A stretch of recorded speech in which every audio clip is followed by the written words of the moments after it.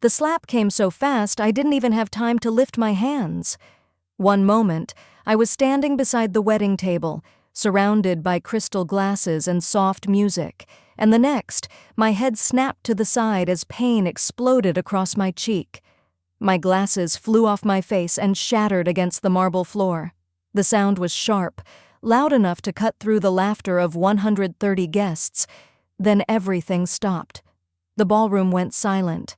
I could still hear the echo of the slap in my ears, but what hurt more was the way no one moved. No gasp, no step forward, no voice asking if I was okay. Just the kind of silence that tells you exactly where you stand in the world. My daughter-in-law stood in front of me, her hands still trembling in the air. She didn't look shocked by what she'd done. She looked offended that I had forced her to do it. Her wedding dress was flawless, white and expensive, glowing under the lights.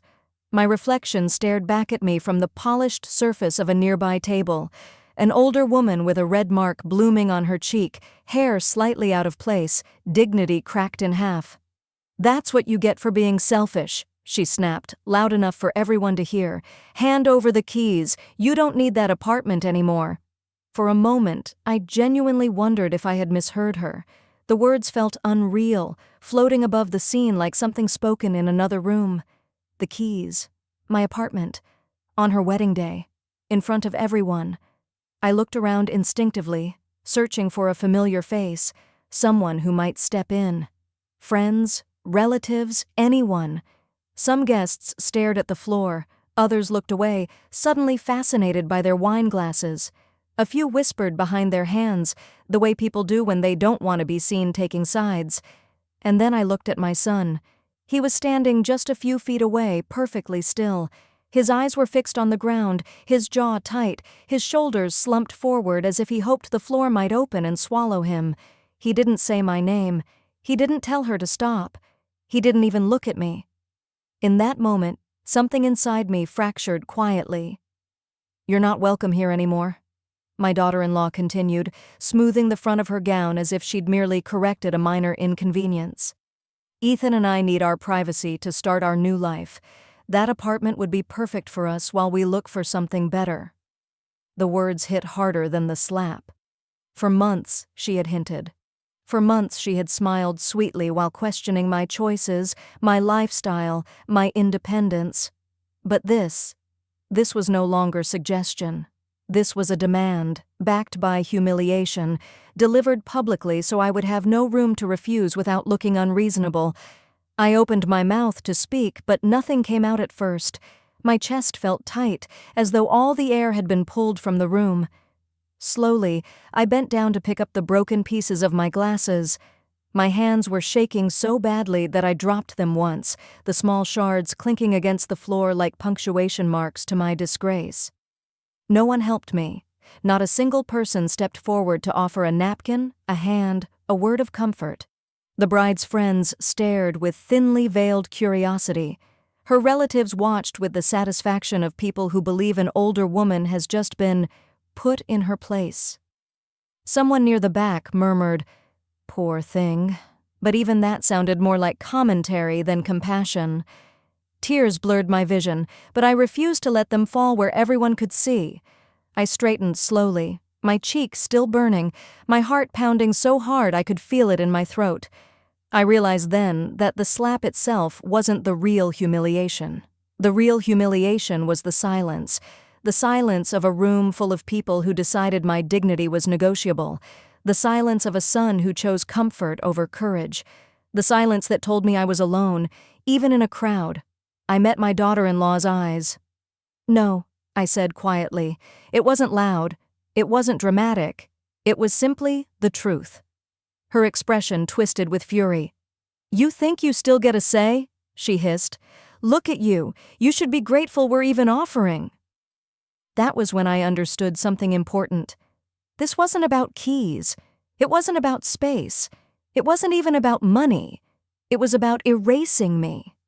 I took one last look around the ballroom, at the flowers I had helped choose, the music I had helped pay for, the celebration built on a foundation that was suddenly cracking beneath my feet. Then I turned away. As I walked toward the exit, the whispers followed me like shadows. She looks so fragile. At her age, what does she need all that space for? The bride is right. Each word landed, but none of them stopped me. I didn't cry as I left the room. I didn't shout. I didn't explain myself. I just walked out, carrying something far heavier than embarrassment, because in that moment I realized the slap wasn't the worst part. The silence was. Long before that night, long before the slap and the silence, I had already learned how invisible a woman can become once the world decides she is no longer useful. I learned it quietly, the way most important lessons arrive, without witnesses, without applause. For years, my life had followed a rhythm that looked unremarkable from the outside. I worked 3 days a week at a small neighborhood flower shop.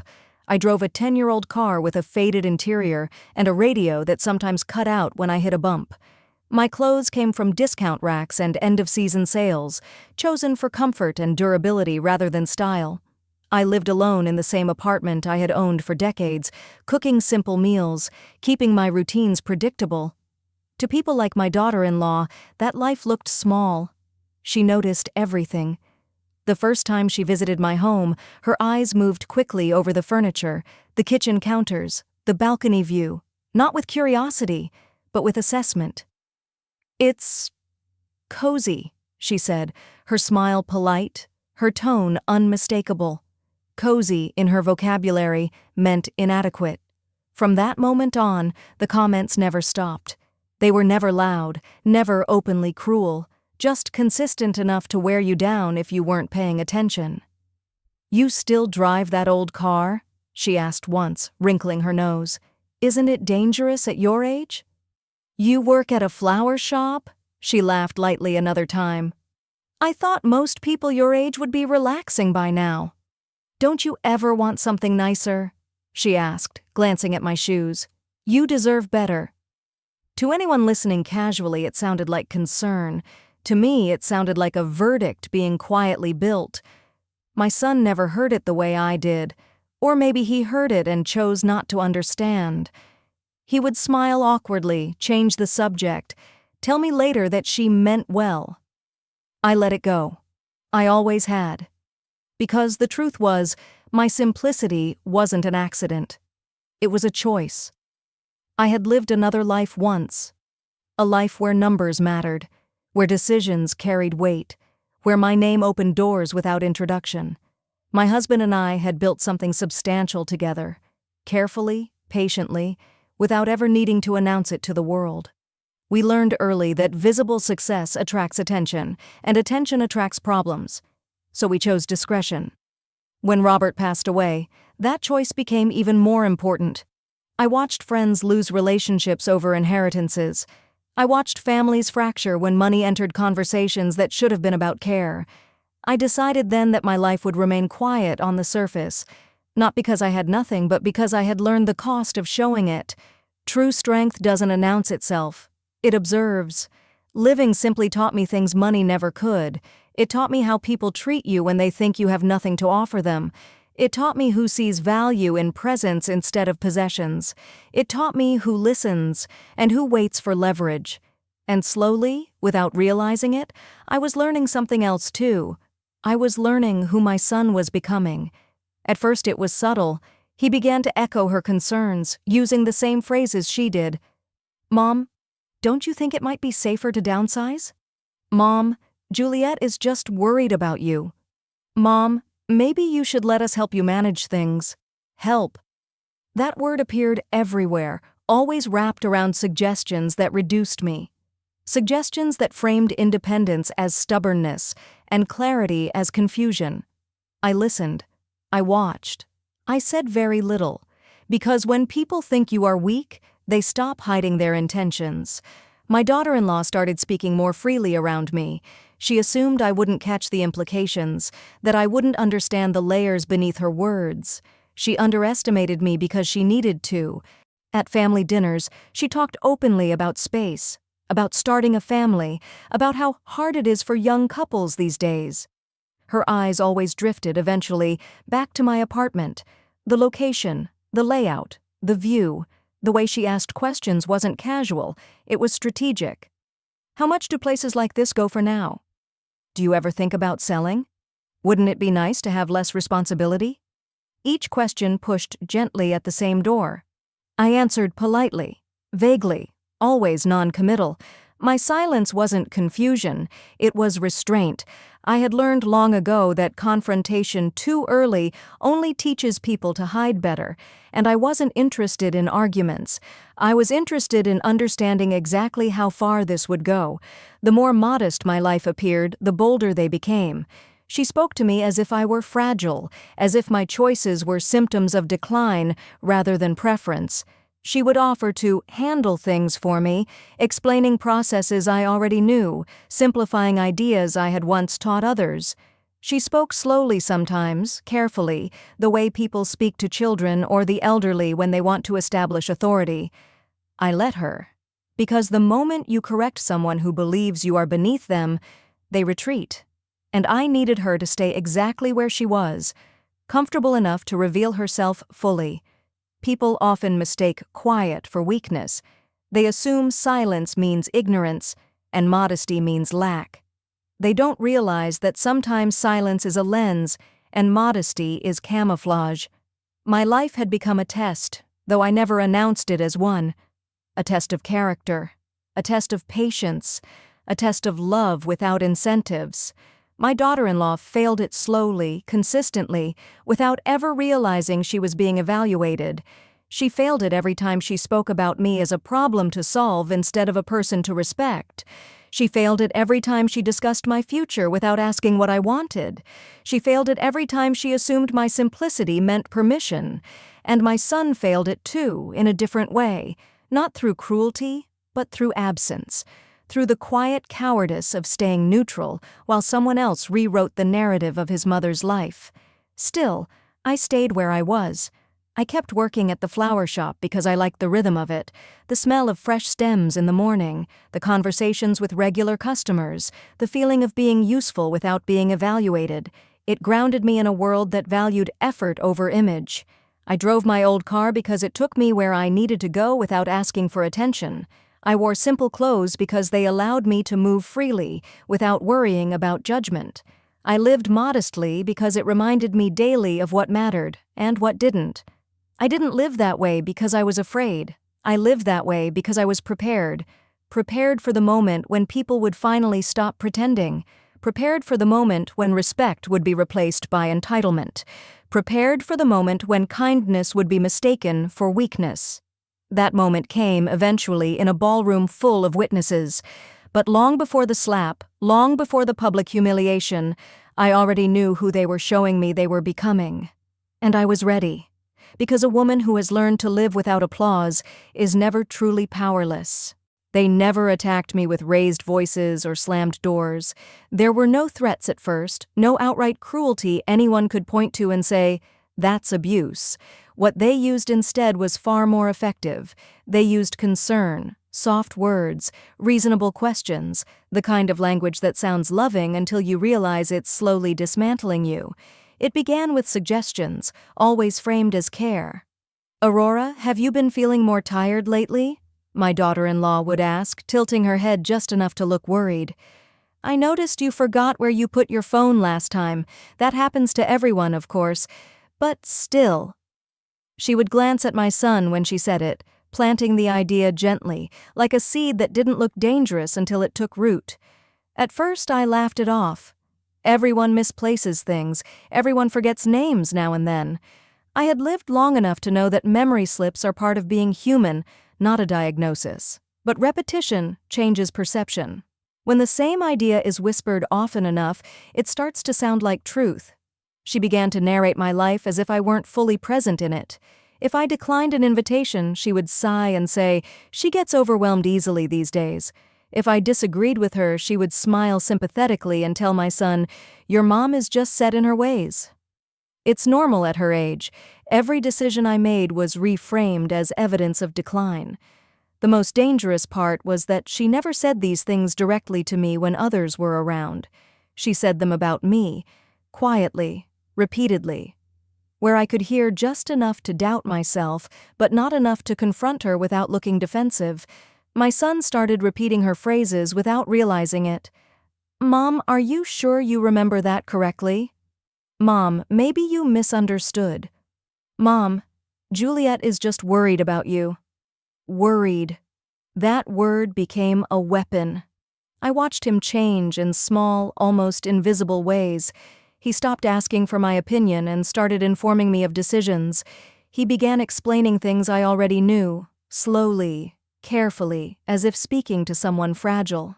When I pushed back, he would soften his voice and tell me not to get upset, as if calm disagreement were a symptom. The first time I realized how far this had gone was during a dinner at their apartment. Juliet's parents were there, visiting from out of town. Polite people, well-dressed, smiling too easily.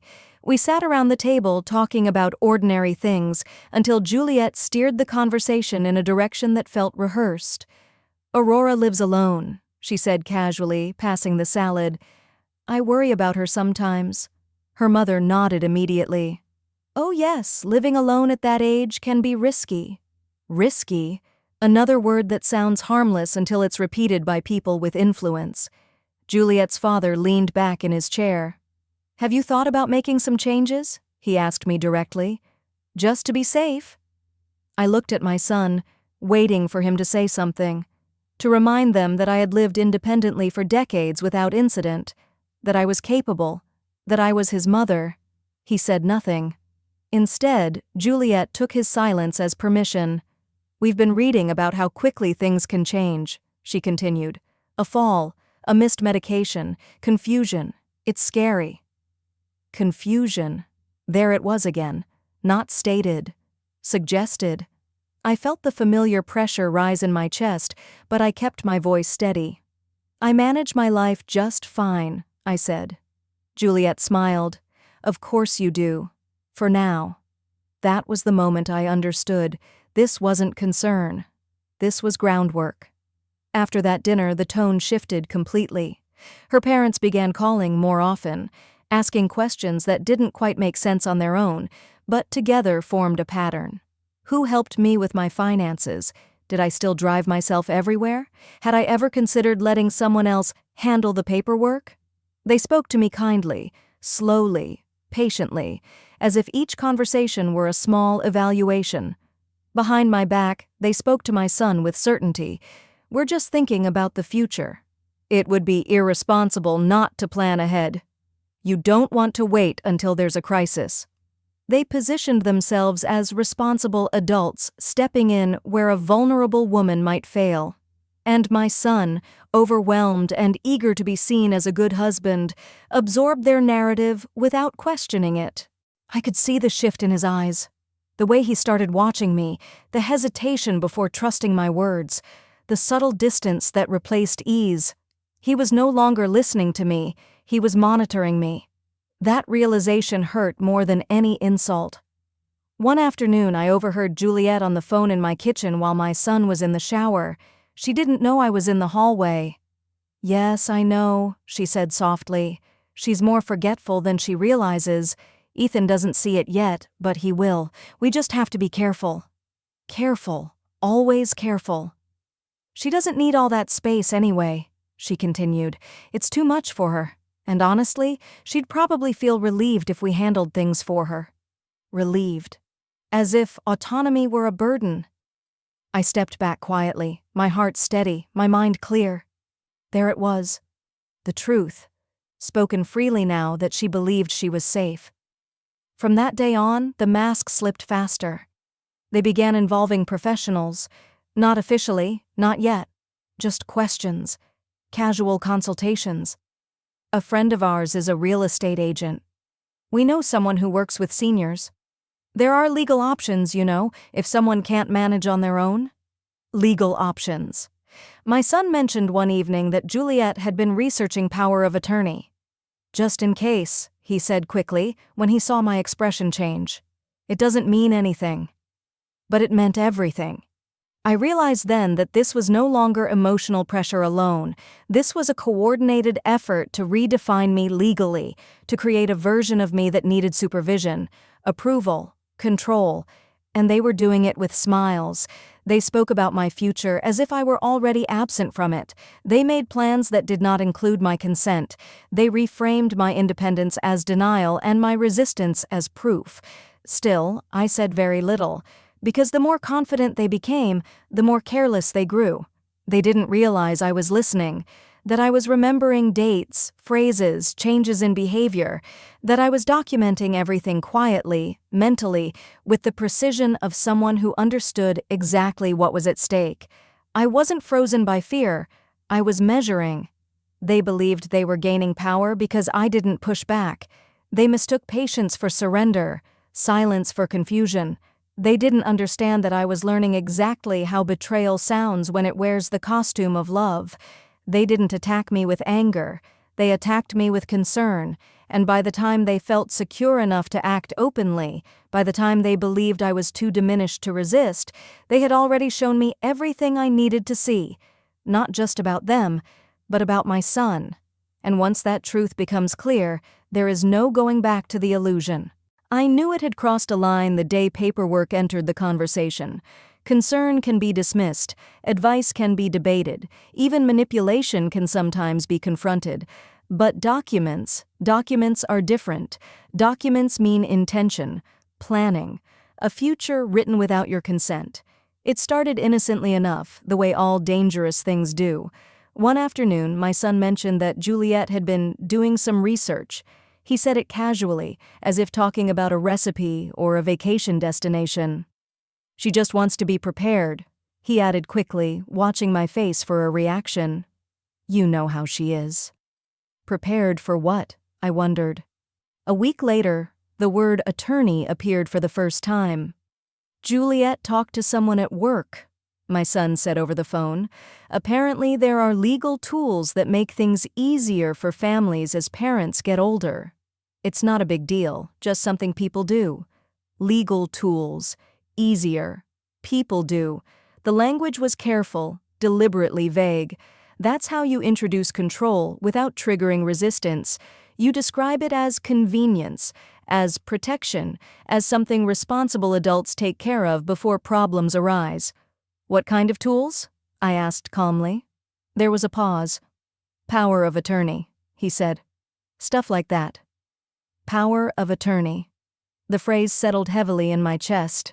Not because I didn't understand it, but because I understood it perfectly. I had signed POA documents before, for my husband during his illness, for business partners when travel made things impractical. I knew exactly what it meant to hand someone legal authority over your finances, your decisions, your life. And I knew how easily it could be abused. "Why would I need that?" I asked. "Well," he hesitated, "it's not about needing it right now. It's just planning. Juliet worries that if something happened, things could get complicated." Something happened. Another vague threat. Another imagined crisis. I said nothing more. Silence, again, was my choice. Because at that point, I was no longer guessing. I was confirming. Not long after, the visits became more frequent. Juliet stopped asking if she could come by. She announced it. She brought folders with her sometimes, thin ones at first, tucked casually under her arm. She would set them on the table without opening them, letting their presence speak for itself. "Just information," she'd say lightly, catching my glance. "Nothing urgent." Her parents started appearing too, always together, always with the same calm expressions. They spoke to me like a committee, reinforcing each other's points, creating a sense of inevitability. It was no longer one voice, it was a chorus. One afternoon, Juliet arrived with a man I didn't recognize, middle-aged, well-dressed, carrying a measuring tape and a clipboard. "This is Mark," she said cheerfully. "He's just going to take a quick look around." "A look at what?" I asked. "The apartment," she replied, already moving aside to let him in. "We're just exploring options." "Options for whom?" Mark walked through my home slowly, methodically. He measured walls, took notes, peered out onto the balcony. He didn't ask me questions. He didn't introduce himself properly. He treated the space like an asset, not a home. My son stood by the door, silent. That was the moment I understood how far this had gone. They weren't discussing hypotheticals anymore. They were preparing for execution. Later that evening, I confronted my son gently. "Why did you let a stranger measure my apartment?" He rubbed his face, clearly uncomfortable. "Juliet's parents suggested it. They think it's smart to know what options are available if we ever need to make decisions quickly." Decisions. My apartment. "And if I say no?" I asked. He looked away. "Mom, you're being difficult." There it was, not wrong, not unreasonable. Difficult. The word that justifies everything that follows. From then on, the pressure intensified. The language sharpened. Concern hardened into implication. Juliet began mentioning mental health openly. "Have you noticed how anxious she gets?" she asked my son, loud enough for me to hear. "Stress can really affect judgment." She started bringing up stories of seniors who didn't realize how impaired they were. Articles, statistics, case studies. Her parents joined in seamlessly. "Denial is very common," her father said one evening, nodding as if delivering a professional diagnosis. "People don't see their own decline." Decline. I watched them build a narrative piece by piece. Forgetfulness became confusion. Independence became recklessness. Resistance became evidence. They spoke as if I were no longer capable of speaking for myself. What they didn't know, what they couldn't imagine, was that I was listening with a clarity sharpened by experience. I wasn't confused. I wasn't afraid. I was documenting every phrase, every suggestion, every shift in tone. I began to notice patterns. The same arguments repeated in slightly different forms. The same phrases echoed between Juliet and her parents, as if rehearsed. The same conclusions reached regardless of the facts. This wasn't spontaneous concern. It was coordinated. One night after they left, I sat alone in my living room and allowed myself to name it. This was elder financial abuse. Not the kind that steals money outright, the kind that steals authority first. I thought back to the conversations Juliet had when she thought I wasn't listening, the way her eyes lingered on the apartment's location, the way she spoke about starting fresh, the urgency she always attached to timelines. Time, I realized, was their greatest enemy. As long as I remained legally competent, autonomous, and alert, they had no claim.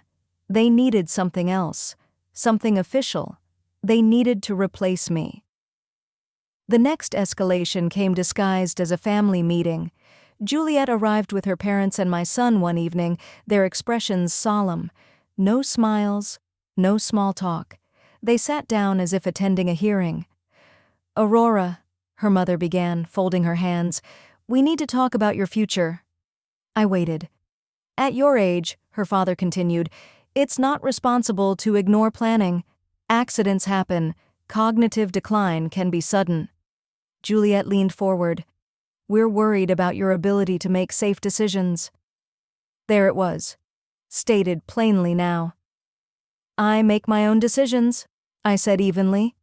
"For now," Juliet replied. "But what if that changes?" "And who decides that?" I asked. There was a pause, brief but telling. "Well," her father said carefully, "there are legal processes." Processes. My son finally spoke. "Mom, this isn't an attack. We just want to make sure things are handled properly." Handled. Another word that removes agency. "What exactly are you proposing?" I asked. Juliet exchanged a look with her parents. "Temporary guardianship," she said, "just until things stabilize." Temporary. As if power, once handed over, ever returns willingly. "And if I refuse?" I asked. Her father cleared his throat. "Then we'd have to consider other options." I met his gaze. "Such as?" Silence stretched. Juliet broke it. "If a doctor determines you're not capable," I raised my hand gently. "Stop." My heart was steady, my voice calm, but inside, something had crystallized. They weren't planning to help me. They were planning to replace me. Replace my signature, replace my decisions, replace my voice. They had moved from manipulation to coercion, from suggestion to threat. And my son, My son sat there, absorbing it all, saying nothing. That night, after they left, I didn't cry. I didn't panic. I didn't call anyone in distress. I made a list: dates, names, conversations, actions. I reviewed everything I knew about their finances, their behavior, their desperation. I began connecting dots I had previously ignored out of love, and then I did something they never expected. I stayed silent. No confrontation, no warning, no dramatic refusal. Because when people believe they have already won, they become careless. Juliet continued researching. I saw the pamphlets, heard the phone calls, noticed the way she began speaking to me more slowly, more deliberately, as if practicing a role. Her parents grew bolder. They discussed my life openly in front of me, as if my presence were symbolic rather than functional. And my son drifted further away, retreating into the comfort of delegation, letting others decide, letting others speak. I let it all happen. Because sometimes the safest place to stand when someone is digging a hole is at the edge, watching them reveal how deep they're willing to go. By the time they believed I was cornered, by the time they thought the paperwork was inevitable, they had already handed me every piece of evidence I would ever need. They mistook my silence for surrender. They didn't realize it was strategy. And when the moment came, when they finally tried to move from planning to action, they would discover something they never bothered to ask. Whether the woman they were trying to erase had already prepared to defend herself, they weren't planning to help me, they were planning to replace me, and I was ready. I didn't run when I left the ballroom. I didn't rush, didn't push past anyone, didn't give them the satisfaction of seeing me unravel. I walked, slowly, steadily. Each step away from the music and the laughter felt unreal, like I was moving through a scene I was no longer part of. The doors closed behind me with a soft click, and the noise of the wedding dissolved into a distant echo. Outside, the night air was cool against my burning skin. My cheek still throbbed where her hand had landed, but I barely noticed it now. The pain had already shifted somewhere deeper into a place that didn't scream or cry. It sharpened. I reached my car and sat behind the wheel without turning the engine on. The parking lot was half-lit, rows of cars standing quietly like witnesses that had no opinions. For the first time since the slap, I allowed myself to breathe. This was the moment. Not the moment of humiliation, not the moment of betrayal, but the moment of decision. I reached into my purse with hands that no longer trembled and took out my phone. There was one number I had memorized years ago, a number I rarely used because I hoped I would never need it like this. I stared at the screen for a long second before pressing call. He answered on the second ring.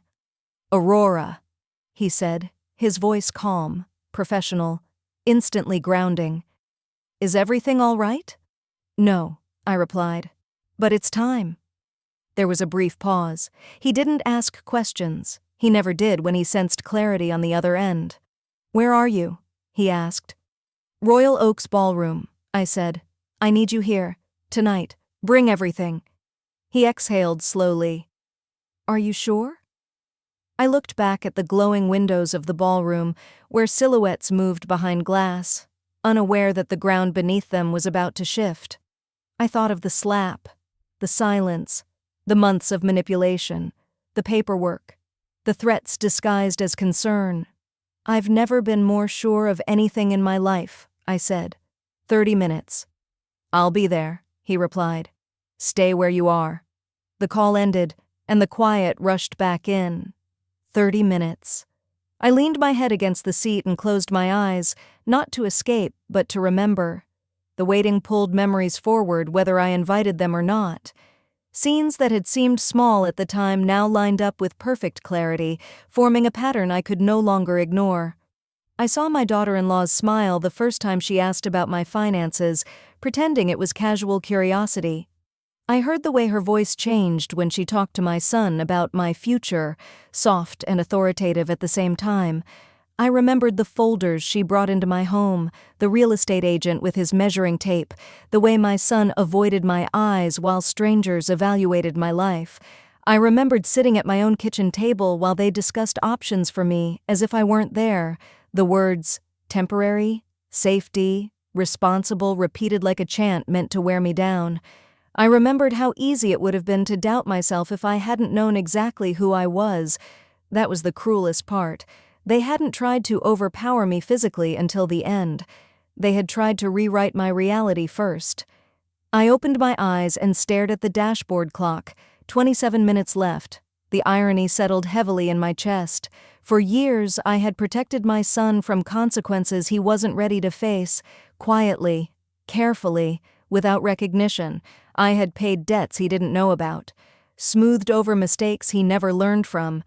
I told myself it was love, that mothers do these things. What I had really done was teach him that someone else would always clean up the mess. And now, sitting alone in my car, I understood the cost of that lesson. I thought about the life I had chosen to live, simple, modest, intentionally understated. I had believed that by removing money from the equation, I could preserve relationships, that if no one saw what I had, no one would be tempted to take it. I had been wrong. All I had done was remove the distraction. What remained was character, and character, once exposed, is impossible to deny. 22 minutes. My phone buzzed once with a message from my son. "Mom, where did you go? We need to talk." I stared at the screen and placed the phone face down on the passenger seat. There was nothing left to talk about. Not tonight. Not like this. I wasn't leaving to punish them. That was the thought I kept returning to, grounding myself in it. Revenge is loud, reactionary, short-lived. What I was doing felt different, quieter, cleaner. This was clarity. I needed to see everything exactly as it was, without emotion blurring the edges. I needed them to show me who they truly were when the illusion of control slipped away. 18 minutes. I thought of the woman I had been before all of this began. Strong, yes, but also accommodating. Willing to bend for the sake of peace, willing to excuse behavior that felt wrong because confronting it felt worse. That woman had loved deeply. This woman, sitting in the car, waiting, still loved. But she had learned something essential. Love without boundaries becomes permission. I checked the mirror and barely recognized my own expression. There was no fear there, no confusion, just a calm I hadn't felt in years. 15 minutes. I replayed the moment of the slap again, not with pain, but with distance. The shock in the room. The way my daughter-in-law had looked relieved afterward, as if she had finally forced the situation to resolve in her favor. The way my son had disappeared into himself, hoping the problem would solve itself without his involvement. They had believed that humiliation would corner me, that embarrassment would make me comply, that isolation would make me grateful for any offer of help. They had misunderstood me completely. 12 minutes. My phone buzzed again. This time, a missed call from Juliet. I didn't listen to the voicemail. I already knew what it would contain: justifications, anger, attempts to control the narrative before it slipped from her hands. I let the phone rest, untouched. 10 minutes. I straightened in my seat as headlights appeared at the far end of the parking lot. A familiar car pulled in smoothly, decisively, and parked 2 spaces away. He stepped out, carrying a briefcase that had followed me through decades of my life, through decisions made in boardrooms and courtrooms, through moments when precision mattered more than emotion. He walked toward my car and knocked lightly on the window. I opened the door and stepped out to meet him. "Aurora," he said quietly. "Before we go any further, I need to ask you one last time. Are you prepared for what comes next?" I met his eyes. "I am." He nodded, accepting that answer without hesitation. "Then let's be clear about our objective." I didn't smile. "We're not exposing them to hurt them," I said. "We're restoring the truth."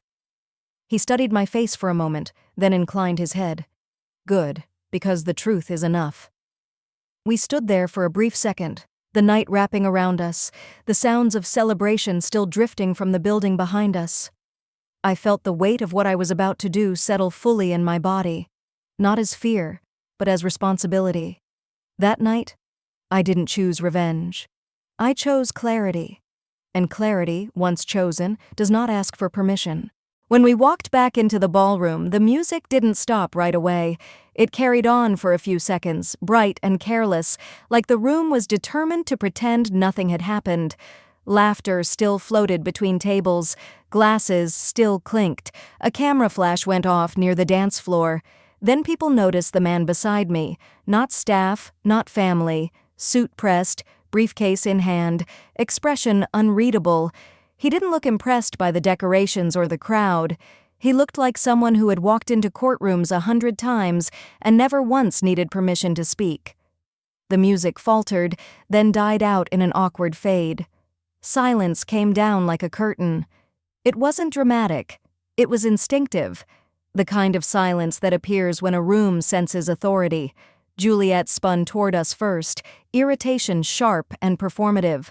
"Are you kidding me?" she snapped, her voice too loud, too confident, trying to reclaim control by mocking what she didn't understand. "You left. You made your scene. Why are you back? This is our wedding." She gestured at my cheek with a cruel little smile, as if the slap had been a reasonable correction, not violence. "Don't tell me you brought a lawyer to cry victim." I didn't answer her. I didn't even look at her at first. I looked at my son. Ethan stood near the head table, shoulders tense, eyes darting like a trapped animal. He couldn't decide whether to come toward me or back away. He chose the safest option for cowards. He stayed still. He stared at the floor, like the floor might absolve him. My advisor stepped half a pace forward and spoke calmly, loudly enough for every table to hear without shouting.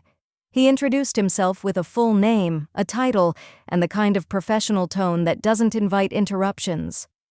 "I represent Mrs. Aurora Hughes in financial and legal matters," he said. "I apologize for interrupting this event, but there are urgent clarifications that must be made tonight." He didn't say it like a threat. He said it like a fact. Whispers started immediately, not sympathy whispers, curiosity whispers, the kind that spreads when people realize they're about to witness something they'll talk about for years. Phones slipped out of handbags. Someone's camera light turned on. A few guests leaned forward in their seats. Others sat back, suddenly uncomfortable, as if the air had turned colder. Juliet tried to laugh again. "Clarifications? About what?" She glanced at the room as if inviting them to join her ridicule. "This woman works at a flower shop. What urgent thing could she possibly have?" That was the moment I finally met her eyes. I didn't glare. I didn't tremble. I simply looked at her the way you look at someone who has confused noise with power. My advisor opened the briefcase and pulled out the first document. He held it at chest level, not theatrically, just clearly. "For the past 36 months," he said, "Mrs. Hughes has provided consistent financial support to Mr. Ethan Hughes." Ethan's head lifted sharply. Juliet's smile froze. My advisor continued, voice even. "The support averaged $4,500 per month and included coverage for rent deficiencies, credit card minimums, insurance payments, and personal loan obligations." The room exhaled all at once, a collective sound, half gasp, half recalculation. People glanced at Ethan like they were seeing him for the first time. Juliet's mother's hand tightened on her napkin. Juliet's father shifted his posture, suddenly less relaxed. Juliet recovered quickly, trying to weaponize disbelief. "That's impossible," she snapped. "Look at her. She drives a junk car. She wears discount clothes. She lives like—" She stopped herself because the word she wanted to say was ugly. "Poor." I spoke then, quietly, and somehow the room heard me anyway. "I chose to live simply," I said. "I didn't live simply because I couldn't afford more. I lived simply because I didn't need to prove anything to people who judge by labels." Juliet's throat moved as she swallowed. She looked toward Ethan, expecting him to rescue her. Ethan looked like someone realizing the ground beneath him had been borrowed. My advisor turned a page. "In addition," he said, "Mrs. Hughes personally guaranteed the lease on Mr. Hughes's current residence." Ethan's lips parted. "Guaranteed?" he whispered, like he couldn't taste the word without choking. My advisor continued, "And Mrs. Hughes was also the confidential financial guarantor for tonight's event." Now the whispers sharpened, not curiosity anymore. Shock. Because weddings are not paid with romance. They're paid with money. And the room had just learned whose money kept the lights on.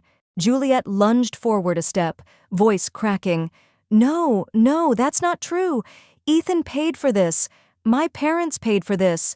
We planned for this. Her mother's eyes flicked away. Her father's jaw clenched so tightly a muscle jumped in his cheek. My advisor didn't argue. He didn't plead. He simply placed another paper on top of the first. These are bank-confirmed transfers, he said. These are guarantees recorded with the venue. These are contractual documents. He paused, then delivered the sentence that shifted the story from embarrassment into danger. And now we must address the pattern of attempted legal control over Mrs. Hughes.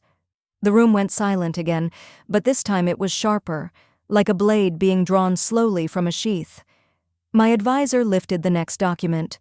Over the past several months, he said, there have been repeated inquiries made regarding guardianship proceedings, power of attorney arrangements, and competency evaluations concerning Mrs. Hughes. A murmur moved like a wave. The word guardianship was heavy. It didn't sound like family. It sounded like conquest. Juliet's face tightened. We were worried, she said quickly, defaulting to her favorite disguise. She's older. She's alone. We were being responsible. Responsible doesn't include measuring my home behind my back, I said. Responsible doesn't include discussing my mental competency like it's a business strategy. Ethan took a step toward me, eyes pleading. Mom, it wasn't like that. It was exactly like that, I replied. And you know it. Juliet's father finally stood, forcing a smile that looked painful. Mrs. Hughes, he said smoothly, trying to reframe the situation as a misunderstanding between reasonable adults. Surely we can speak privately. No need to humiliate anyone. This is family. I held his gaze. You wanted privacy when you were taking my autonomy, I said. You don't get privacy when you get caught. My advisor spoke again, and the room felt the finality in his tone. Effective immediately, he said, all financial support from Mrs. Hughes to Mr. Ethan Hughes is terminated. All recurring transfers are suspended. All guarantees are revoked. Juliet made a strangled sound. Ethan turned pale.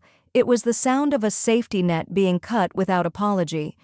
Juliet's mask shattered into rage.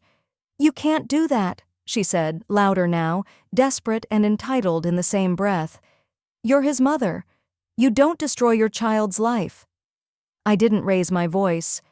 You destroyed the relationship the moment you turned me into an obstacle, I said. You destroyed it the moment you decided my dignity was negotiable. Ethan's voice broke. Mom, please, there are people here. There are guests. There are payments. You can't. I looked at him with a calm that didn't feel cruel, just clear. This isn't about money anymore, I said. It's about who you became while you were being kept afloat. Juliet whirled on him, her panic turning into accusation. You said she was broke, she hissed. You said she had nothing. You said she'd fold. Ethan's eyes filled, not with remorse but with shock at his own exposure. The room watched a marriage collapse in real time, not because of betrayal between spouses, but because both of them had built their future on taking something that wasn't theirs. My advisor closed the folder with a quiet snap, then opened another section. One final matter, he said. Mrs. Hughes has amended her estate plan. Juliet's head snapped toward me as if pulled by a string. No, she breathed. No, you can't.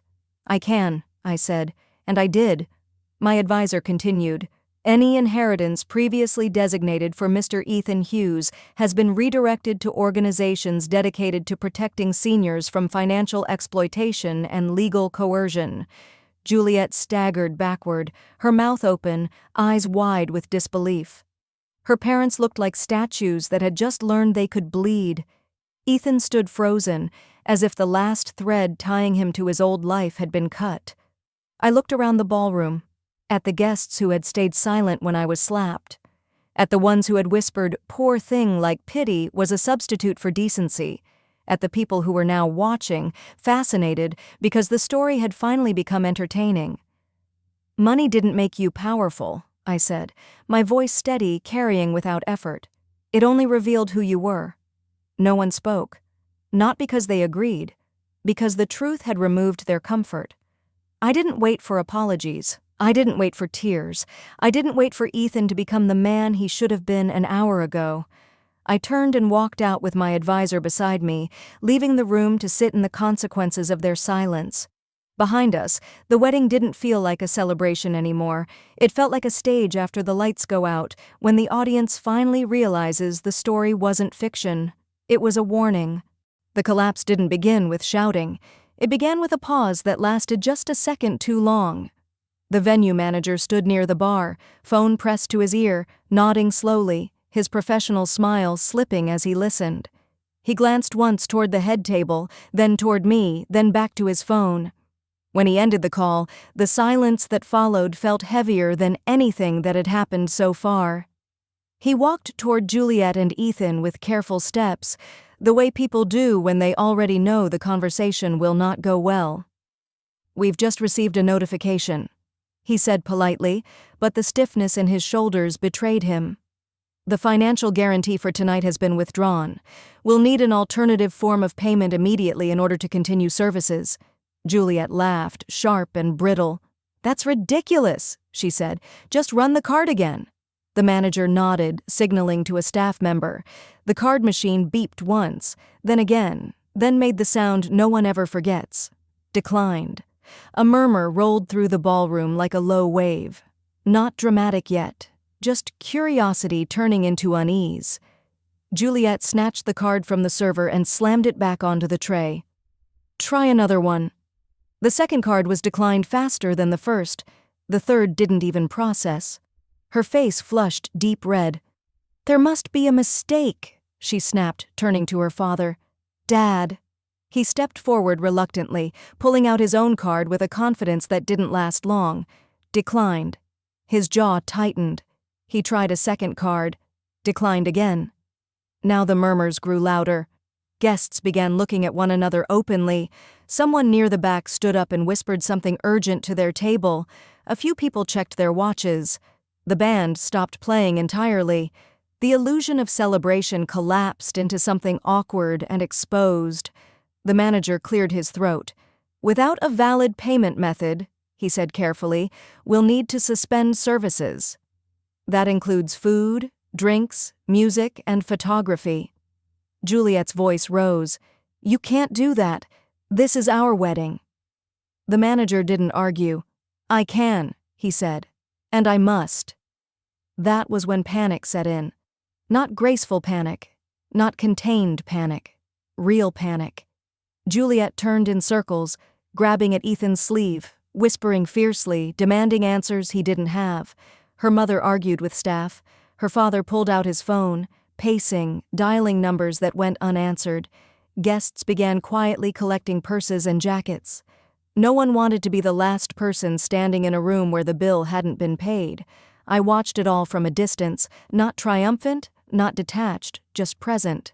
This was the part no one plans for, the moment when the performance ends and reality walks on stage without asking permission. Ethan stood frozen, eyes wide, breathing shallow. He looked like someone who had just realized the floor beneath him was never solid. He turned to me slowly, as if the room had tilted and I was the only fixed point left. "Mom," he said, his voice cracking, "please." The word wasn't about money anymore. It was about fear, about exposure, about the sudden realization that the version of himself he had been playing could not survive without the lie. Juliet snapped at him. "Do something," she hissed. "Fix this." He looked at her, then back at me, and something shifted, subtle but unmistakable. For the first time that night, he didn't repeat her words. He didn't defend her behavior. He didn't minimize what had happened. He straightened his posture and took a step away from her. Not dramatically, deliberately. "This is my fault," he said, loud enough for the nearest tables to hear. Juliet stared at him in disbelief. "What?" "I let it happen," he continued, his voice shaking but steadying as he spoke. "I let you talk to my mother like she was a problem to solve instead of a person. I let you treat her like something disposable." The room went quiet again, but this time it wasn't shock. It was attention. Juliet shook her head violently. "Don't do this to me," she whispered. "Not now." Ethan turned fully toward her. "You slapped my mother," he said, "in front of everyone, and I did nothing." A sharp intake of breath rippled through the guests. Some nodded, others looked away, embarrassed they hadn't spoken up either. "I thought staying quiet would keep the peace," he continued, "but silence doesn't keep peace. It just protects the wrong person." Juliet laughed weakly, panic leaking into her voice. "You're choosing her over me?" Ethan didn't answer immediately. He looked at me, then back at her. "I'm choosing what's right," he said, for the first time. That was the moment the power truly changed hands, not when the money stopped, not when the cards were declined, but when the person who had enabled the abuse finally named it. Juliet's composure shattered completely. She began shouting at the staff, at her parents, at the guests, at the room itself, as if volume could reverse reality. Her parents tried to pull her aside, whispering urgently, their own authority crumbling under the weight of public exposure. The manager approached again, firmer now. "We need to clear the room," he said, "unless payment is arranged immediately." Guests didn't wait to be told twice. Chairs scraped. Conversations ended mid-sentence. People moved quickly toward the exits, some avoiding eye contact, others glancing back with open curiosity. The wedding didn't end with a toast. It ended with people stepping over tangled emotions and abandoned centerpieces. Ethan stood there as the room emptied, watching the life he thought he was building dissolve in front of him. He turned to me again, tears finally spilling. "I should have protected you," he said quietly. I didn't rush to comfort him. I didn't reject him either. I simply said, "You still can." By learning from this, Juliet screamed his name as he walked toward me, accusing him of betrayal, of weakness, of ruining everything. Her words bounced off the walls and fell flat. They had lost their power. The last guest left. The staff began clearing tables without ceremony. The lights dimmed slightly, no longer set for celebration but for cleanup. The ballroom looked smaller now, stripped of noise and pretense. Ethan stood beside me, not in front of me, not behind me, beside, for the first time in years. "This isn't about money anymore," I said softly, more to the room than to him. "It's about who you are when no one is clapping." He nodded, wiping his face. "I know." Juliet collapsed into a chair, surrounded by the wreckage of what she had tried to control. Her parents stood helpless, exposed not by accusation, but by consequence. I didn't stay to watch them fall apart further. Justice doesn't require an audience forever. It only needs one clear moment where the truth stands unchallenged. As I walked out, the night air felt different, lighter. Behind me, the doors closed on a chapter defined by silence and fear. Ahead of me, something unfamiliar waited. Not revenge, not victory, accountability.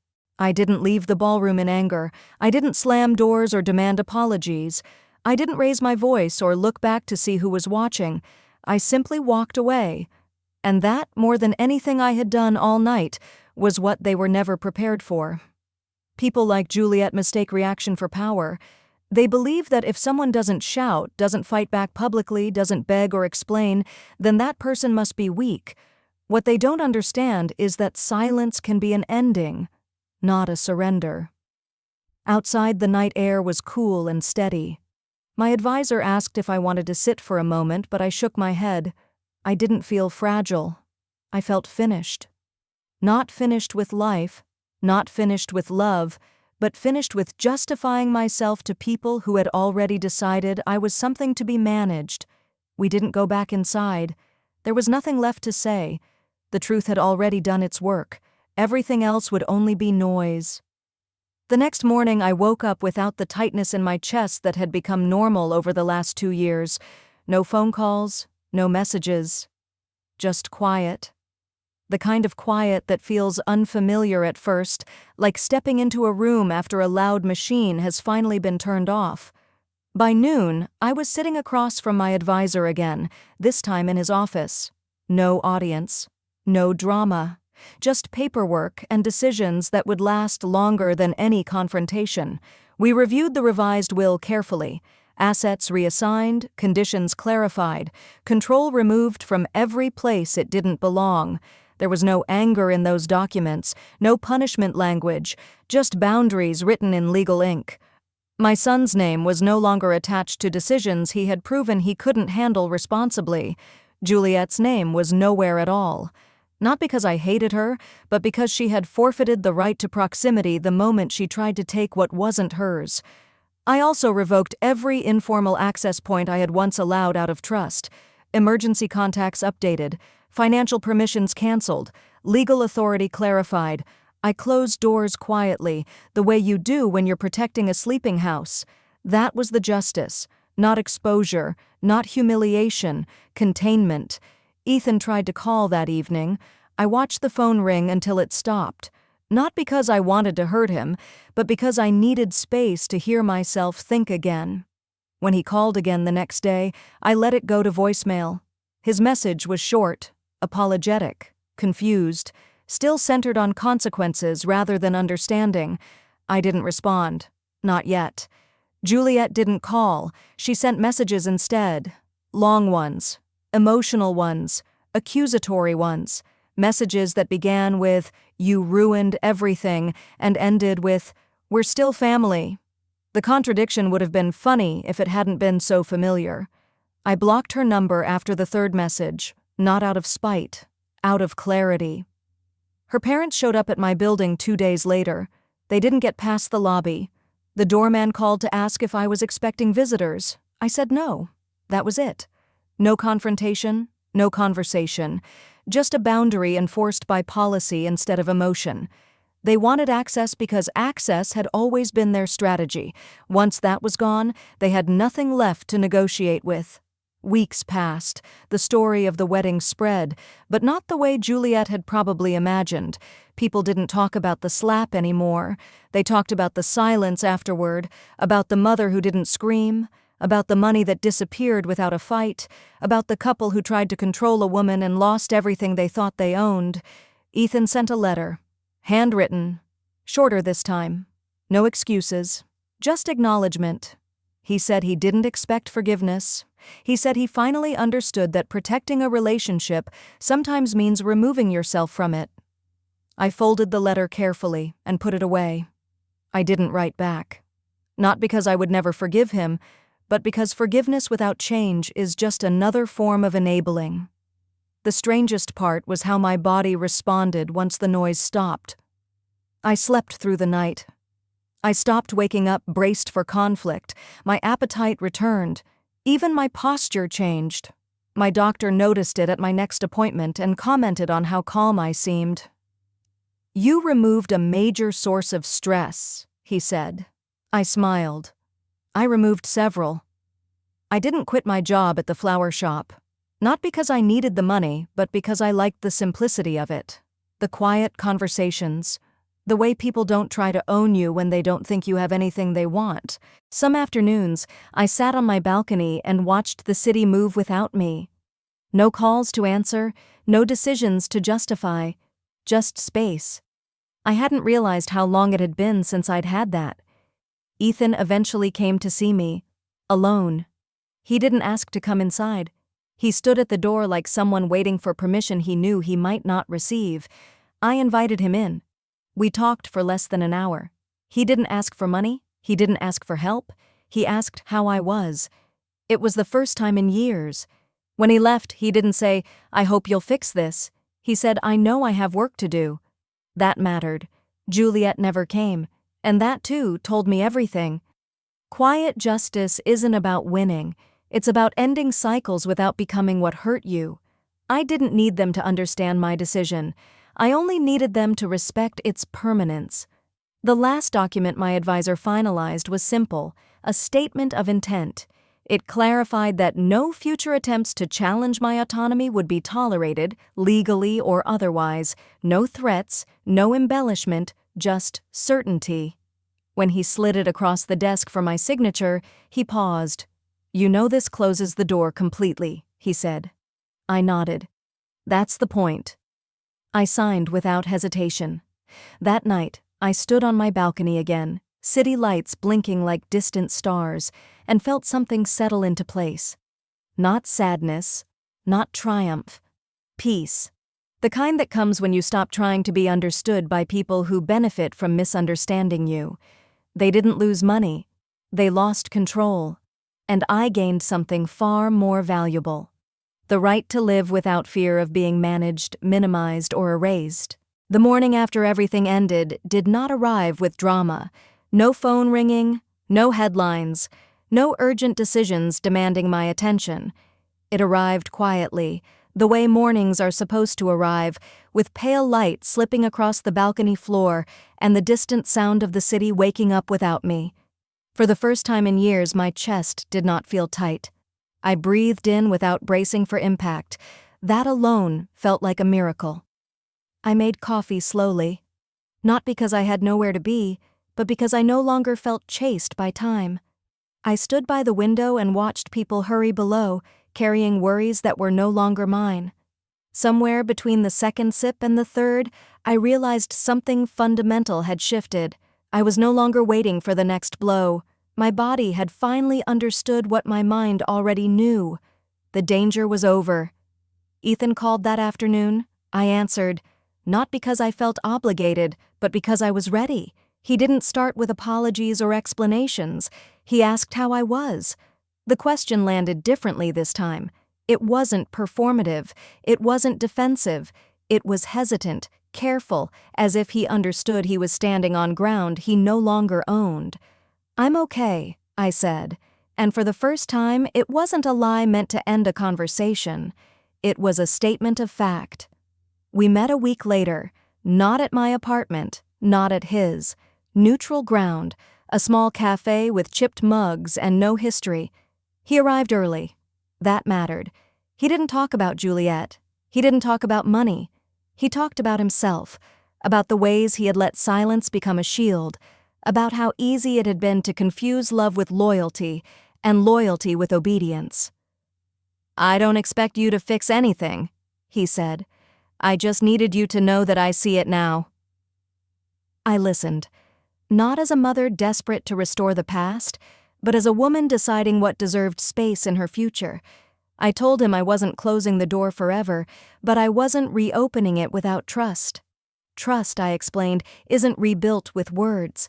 It's rebuilt with patterns. He nodded, eyes wet, not arguing, not bargaining. When we left, we hugged briefly.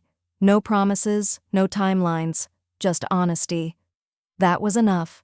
Healing didn't look like reconciliation. It looked like consistency, days without conflict, nights without replaying conversations in my head. My sleep deepened, my shoulders relaxed. I stopped scanning rooms for threat the way people do when they've lived too long inside tension. Friends noticed. Even strangers did. The woman at the flower shop said I looked lighter. She wasn't wrong. The idea for the foundation came quietly, the way good ideas often do. Not from anger, from recognition. Once you see a pattern clearly, you can't unsee it. Letters began arriving after the wedding story spread, messages from people who recognized themselves in my silence, in my confusion, in the slow erosion of their authority disguised as concern. Older women, widowers, parents who didn't realize they were being managed until it was almost too late. I met with my advisor again, not to protect myself this time, but to build something outward-facing. A small fund at first. Legal assistance, educational workshops, a place where people could ask questions before they lost everything. We named it simply, no drama, no vanity, a shield, not a monument. Signing those papers felt different from signing the will. That had been about boundaries. This was about purpose. The first case we helped was a woman only a few years older than me. Her daughter had convinced her to sign over control of her accounts for convenience. She didn't realize what she'd lost until she needed permission to buy groceries. When she thanked me, her hands shook. I recognized that shake. I told her she wasn't weak. She had just trusted the wrong person. That distinction matters. My life settled into a rhythm I hadn't known I was allowed to have. Mornings on the balcony, work that kept me connected without draining me, evenings that ended in silence instead of exhaustion. I stopped explaining my choices to people who didn't live with their consequences. That, too, was healing. Juliet never contacted me again. Occasionally, her name surfaced through others, always wrapped in chaos. I didn't ask for details. Some chapters don't need footnotes. Her absence became proof that the boundary was real. Ethan and I spoke occasionally. Short conversations, neutral topics, no pressure. He began therapy. He changed jobs. He learned, slowly, what accountability looks like when no one cushions the fall. I didn't rescue him. I didn't abandon him either. I let him grow without interference. That was my final lesson to him as a parent. On my 70th birthday, I stood on the same balcony at sunrise. The city glowed soft and gold, like it was forgiving itself for yesterday. I thought about the woman I had been at 68, shrinking herself to keep peace, mistaking endurance for virtue. I wished I could reach back through time and tell her one thing: you are allowed to stop. You are allowed to choose yourself. The foundation grew, not quickly, sustainably. Volunteers who understood the mission, lawyers who respected dignity over spectacle, survivors who became advocates. Every story reinforced the same truth. Abuse doesn't always shout. Sometimes it smiles and asks if you're okay while taking your keys. When people ask if I regret what happened at the wedding, I tell them no. Painful events don't become regrets when they lead you back to yourself. I didn't lose a family that night. I lost an illusion. What remained was real. For the first time in my life, I wasn't living to be understood. I was living to be whole. I chose myself.